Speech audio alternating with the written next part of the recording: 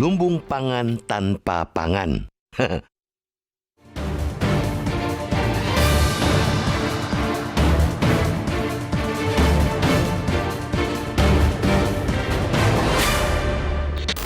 Yang telah dilakukan oleh Presiden Jokowi. Belum lekang dari ingatan, Sekjen DPP PDIP Hasto Kristianto menyatakan proyek food estate sebagai sebuah kejahatan lingkungan.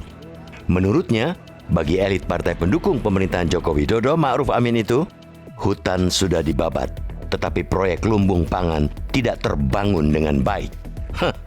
Hanya saja, Hasto memang tidak merujuk secara spesifik siapa yang harus dipersalahkan karena melakukan kejahatan lingkungan.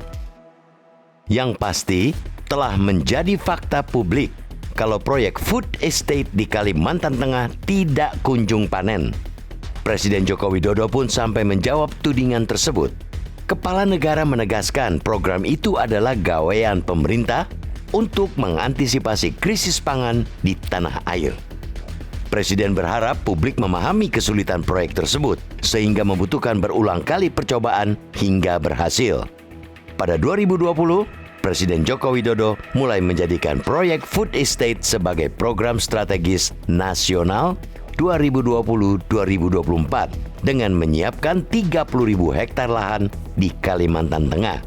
Sebagian berasal dari bekas proyek lahan gambut 1 juta hektar warisan Soeharto.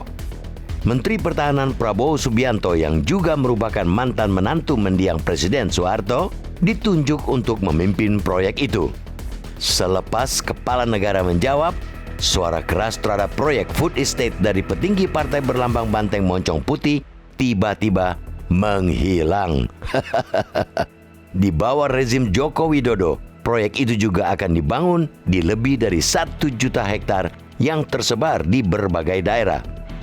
Presiden juga telah menerbitkan Peraturan Presiden Nomor 108 Tahun 2022 tentang Rencana Kerja Pemerintah tahun 2023.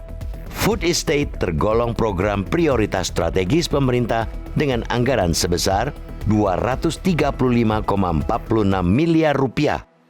Proyek itu juga telah masuk dalam Rencana Anggaran Pendapatan dan Belanja atau RAPBN 2024. Kesiapan menghadapi krisis pangan adalah keniscayaan, apalagi Badan Pangan Dunia atau Food and Agriculture Organization atau FAO pada 2020 telah memperingatkan ancaman kelaparan meningkat.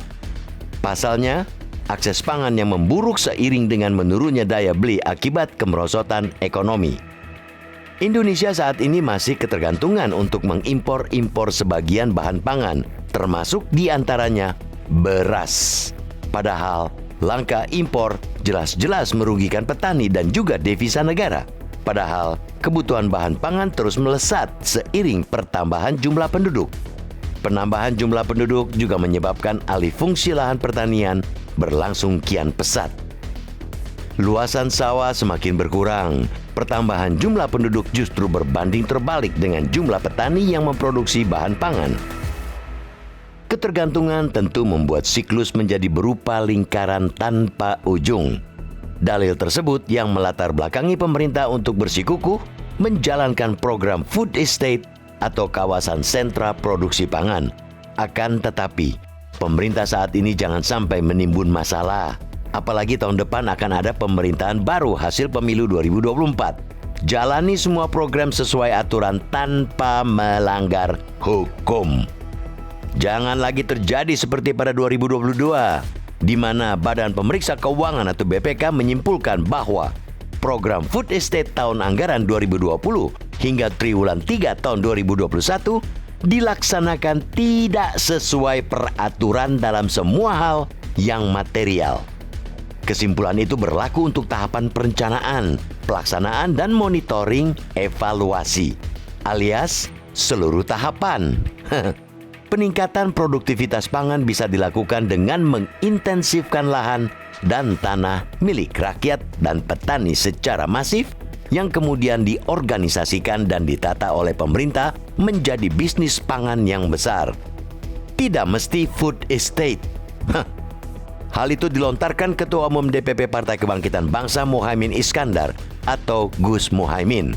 Sebab Bagi bakal calon wakil presiden pendamping Anies Baswedan itu, proyek lumbung pangan food estate telah terbukti gagal. Indikatornya juga telah gamblang terjadi di kehidupan sehari-hari, yakni harga bahan pangan yang tinggi dan impor beras masih berlangsung. Jika memang food estate susah direalisasikan atau berpeluang melanggar peraturan, masih ada waktu bagi pemerintah untuk membuat program berbeda. Jika food estate gagal, mesti jelas akuntabilitasnya sehingga menjadi pelajaran agar tak terulang lagi membuat proyek strategis nasional dilakukan secara gegabah dan asal-asalan.